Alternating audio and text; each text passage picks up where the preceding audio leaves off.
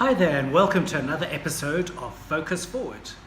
Last week we spoke a little bit about this topic we're going to speak about today, and that's open and honest communication in the workplace.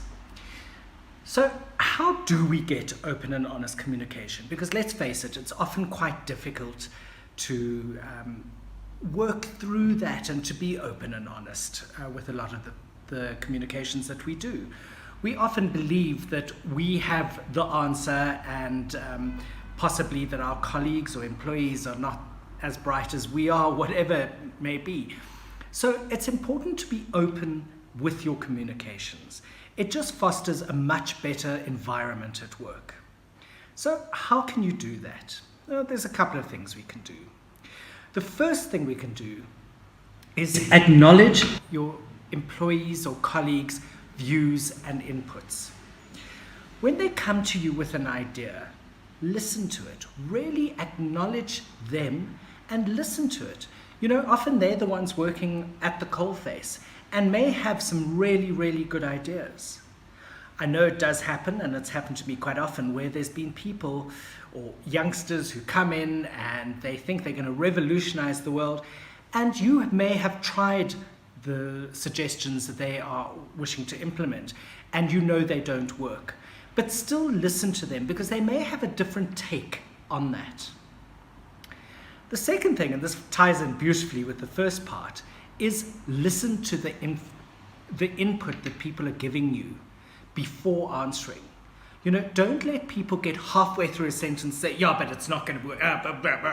You know, it doesn't work like that. Take a step back and really listen to what they're saying. They may have some really good suggestions. It also helps to make them feel heard and part of the organization, and more importantly, part of the process that you're trying to go through. Engage them on a personal level. Listen to them, talk to them, help them. Just be part of their life. I know this is work, but know their partner's names. Know that their doggy has been sick. Whatever that thing is, just engage them a little bit. It gives you all a touchstone to work from. Hi, Joe, June, whoever you are. How's it going? How was your holiday? Or sorry to hear that your kid was sick, or whatever. Hope they're better now, etc., etc. Just touchstone. Be that approachable person where they feel that you don't just think that they are an automaton and just there to work, but that they are part of the environment and part of the broader understanding of what they need to do. Be respectful. There is nothing worse than people assuming because they have the title that they are better than or more important than other people. It's not. Be respectful. Everybody is a cog in your job, in your universe, in your workplace. Without them, things wouldn't work. And in fact, if without them things would work, possibly they don't need to be there. So it's worth looking at on a whole lot of levels. Recognition. Recognition is really, really important.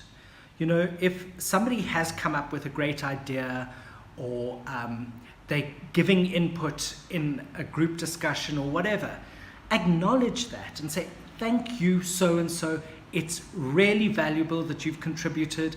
I really like your idea. I'm not sure if it's going to work, or really it's great and will work. Thank you. But acknowledge the source, acknowledge them, and acknowledge what they have done. Simple. Gee, Joan in accounts, you got the invoices out in record time last month. Fantastic. Stuff like that. Whatever it is, just acknowledge. People love to be recognized for what they have done. And I've heard people say, oh yeah, well, their recognition is their paycheck. No, it's not that. Of course, that's part of it. But actually, there's a human element that goes with this. And if you say, well done, good job, it goes a long way. This next one is my big bugbear. Make a schedule and stick to it. It's really, really important. If you call a meeting for the last thing in the afternoon and say, don't worry guys, we will be out of here by 5 or whatever the time is, stick to that. Don't sort of waffle on and extend and sort of suddenly it's 6:15 and etc., etc. People may be missing transport, people have family duties, etc.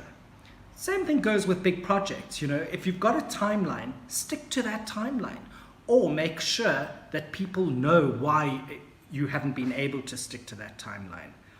Just don't be arbitrary with people's time.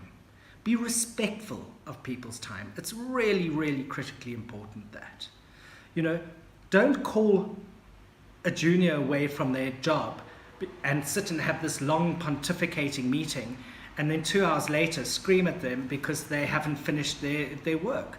It's not important. Just stick to the schedule. Understand where people are. Really, really important.